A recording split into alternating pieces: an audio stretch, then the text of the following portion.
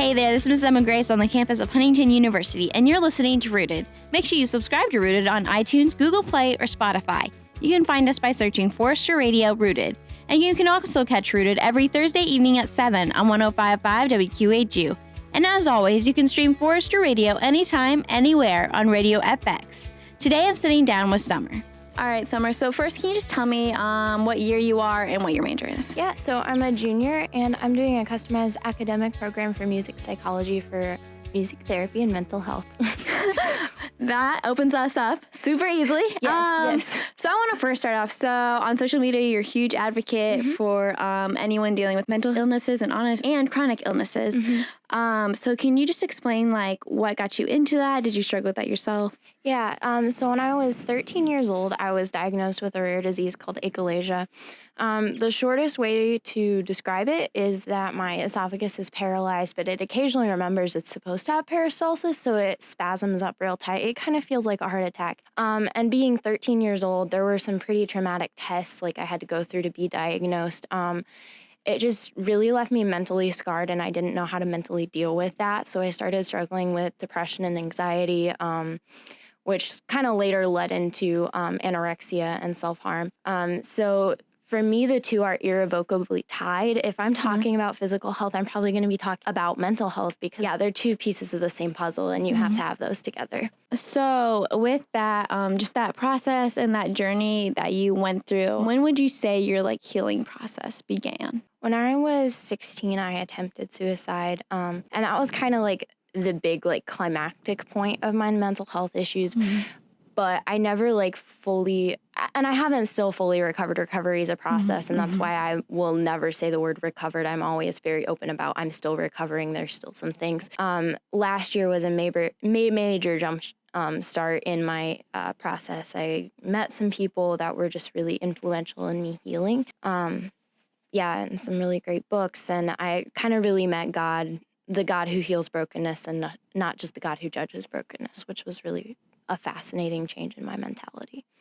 Yeah, so this mentality is a huge thing right now, and just personally me struggling with it, and just our friendship that has come from that. I've just noticed, and I admire just how big you are on caring for people through social media mainly. That seems to be a big thing right now with mental health and people just posting how they're really feeling. So what inspired you to just start commenting on people's things?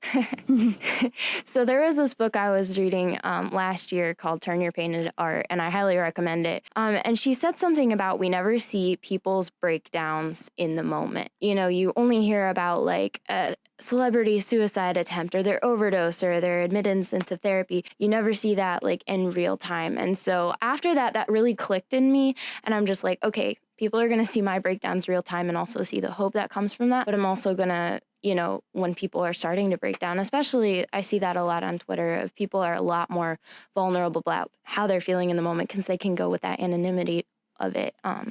And so, just commenting, and it's amazing how much gets pushed into my direct messages of I don't want to live anymore, and we can talk through that process. Often refer them to counseling or a suicide helpline because, I'm 19 years old. I can't do much, and I don't know them. And just being that small voice of, I don't know you, but I still love you, and I still see you have human value, and your life is worthy of being lived.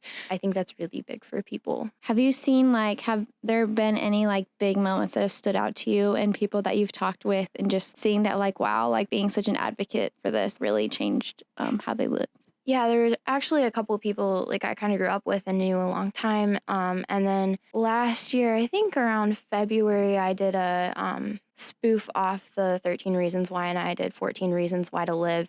And somebody contacted me, and they're hey, I was struggling with this all through high school, and this is really encouraging in my recovery process. And I just never knew or never guessed that this person was struggling. And I thought I was good at telling when people were struggling. So it was a big wake-up call to always treat people with that same kindness. But that was one of my big moments. Yeah, and did you have anyone like that in your process, or in your process even now, as you're going through things? Yeah, so when I was 13, I encountered a Christian singer by the name of Lacey Sturm, and her testimony just really knocked me off my feet. And that was a time where I was kind of doubting my faith. So that was just really encouraging to me that God could take that brokenness. So I have that. My church is really influential in my life back home. They were just so welcoming, inviting when I was in such a place of brokenness, and just kind of helped me develop into the person I am today. And everybody on campus is absolutely so great. Let's talk about just mental health and just like your church. I want to focus in on that aspect of it. Just because there's a lot of stigmas between churches and mental health. Yes. I just want to hear, what's your experience with the church and mental health? So I kind of grew up where you didn't talk about mental health.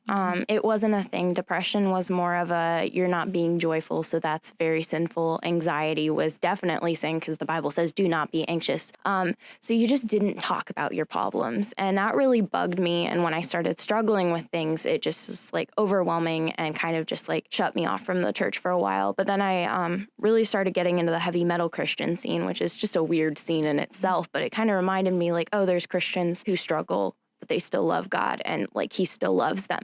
So that was really helpful. And for a while, music kind of fulfilled that like church body of Christ need in me. And then 15, I believe, we moved to our hometown in Batesville. And that was just the climactic point. I attempted suicide. A week after, we're like, okay, where do we go to church? It was just a mess. We couldn't find a church. And then randomly my dad comes in my mom's room and he's like, hey, there's this church behind that coffee shop we went to. Let's go there. And it had just been such a terrible week. We needed to be in church as a family. So we went to church, and all of a sudden the pastor started talking about suicide, but it wasn't in this very judgmental way. He was talking about how it broke God's heart, and he was just so loving about it, and kind to the people who were struggling with those thoughts. So that really struck me. We started going there, and now my dad's a pastor there. So it was a crazy turn of events, and God really worked it out. I started working in the youth group as a student leader. We had a lot of cases of mental health issues. So I was able to meet and mentor with a lot of girls that were struggling with issues. And that really jump-started my recovery process, because I had to practice what I preached. So that was really phenomenal and such a blessing. And now as a CMC on campus, I'm able to do kind of the same thing, just a little differently and with a title. As far as like friends and even just like developing friendships, that can be really hard with mental health and stuff like that. As far as for you, what has friendships look like? Are you super open about it? Are you closed off about it? I'm probably too open. I think I freak people out sometimes. Like, I'm just very open that like, yeah, I have scars, or yeah, sometimes I'm tempted to not eat today and whatever. And I think it kind of scares people off. But often I think people are attracted to that like brilliant vulnerability. It's kind of like a fly with a light. Like, you just see that light. It's going to hurt a little bit, but it's still light. So it can be really interesting. I have a really great group of friends, though, that I can be very upfront with and be like, hey, you know, this was really triggering, upsetting. I'm working through these emotions. Heck, last year I spent a couple nights on some friends' floors just because I didn't want to be alone that night, because there were some triggers. So yeah, vulnerability, always that word, always comes back to it. Do you think like being vulnerable has like really helped with your mental health, and just like instead of bottling it up? Yeah, I always had the issue of bottling up problems as a kid, and my mom would always be like, Summer, it's just going to explode one day. And I'm like, whatever, Mom. So then when I started being very authentic and very, very vulnerable about my recovery journey, I've only seen good things come from it. I've gotten a little bit of hate, sometimes especially with the self-care thing, because I'm very open about like, oh, I'm resting, or, oh, I'm taking time to be loving towards myself today. And some people are just like, don't you have more important things to do? No. Self-care is key. But yeah, it's helped me like get past that. And it helps a lot with accountability, because when people know you're struggling, they're going to be able to pick out your triggers and just be like, hey, I know that upset you. Let's talk about it.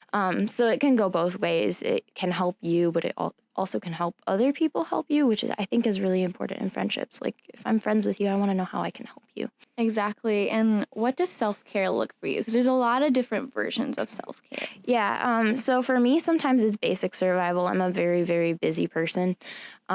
So like making sure I shower every day, I make my bed, my laundry is done, my room is clean because I have OCD tendencies. So my room has to be clean for me to be sane. Just simple things like those are self-care. But if I'm really needing a self-care reset, which happens quite frequently when like there's a massive trigger or I have a breakdown or it's just been an exhausting week, I'll usually take a night off. I won't allow myself to do homework, and I'll do like more pampery things like taking a longer shower. Somebody helped me instate a self-care plan, and we have Face Mask Friday on there. That's just 5 minutes. I have to sit down, and that's fantastic for somebody who's always high energy, go, go, go, go, go. Yeah, but just the basics, honestly, for me are just key to survival, but also like making sure like, oh, you can get dessert today, or small things like that is really important to not have a super restrictive, self-destructive mentality. With your self-care and specifically like allowing yourself to like eat a cupcake, which I've even heard you say like multiple times. Yeah. It's like I allow myself, for you, just like from your previous experience with anorexia and stuff, like how does that make life a little bit difficult now? Because of my disease, I do have to have a slightly restricted diet. And I noticed myself tending to restrict it more just because it gives me that control. Because for me, anorexia was all about the control over the situation and kind of hurting my body back.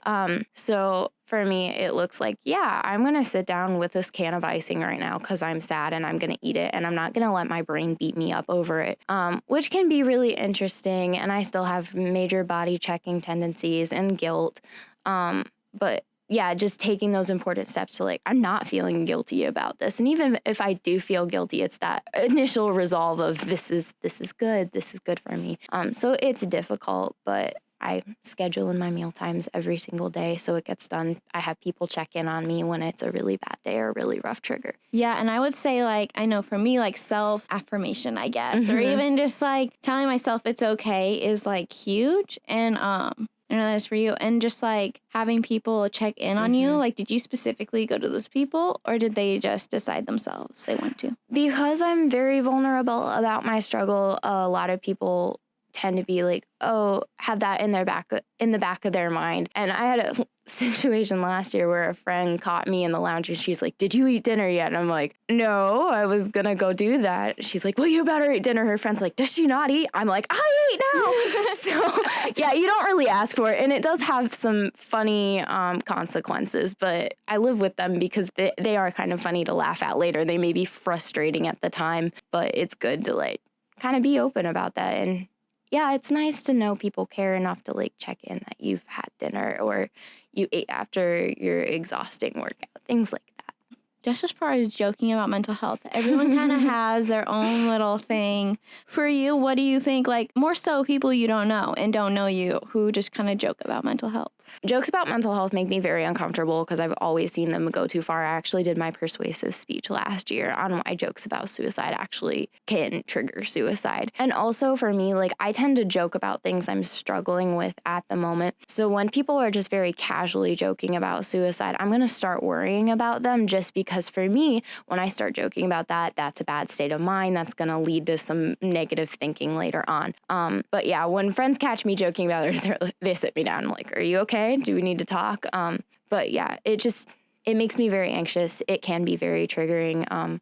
I get that it's important to laugh about things, but at the same time, be cognizant of who's around you, who you may be triggering. And you never really know what's going on behind people's eyes, honestly. Are there any like just final things surrounding just the topic of mental health or chronic illness or like kind of like unsaid things that people don't understand?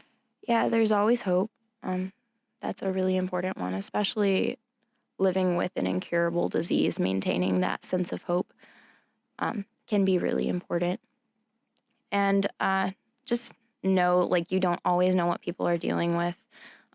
Be careful when you call people flaky because they cancel plans. You don't know what's flaring, what panic attack they're having, what's upsetting them. Just be careful and kind. Honestly, I say smiles, save lives because it's a cute thing to tell kids to do, but it's so true. Just the smallest action can make a huge difference in somebody's mental health or physical health journey. And then here at Forest Radio, how can we pray for you this year? Oh gosh, just maintaining my sanity, honestly. I'm living a crazy life right now, and it's all great, fantastic things and opportunities, but it's a lot. So yeah, keeping those self-care routines. Yes. Thank you, Summer, for joining us on this episode of Rooted. And thank you for listening. Make sure you subscribe to Rooted on your preferred podcast app. And remember, you can listen to Forester Radio 105.5 WQHU over there in Huntington or anytime, anywhere on Radio FX. Stay rooted, HU.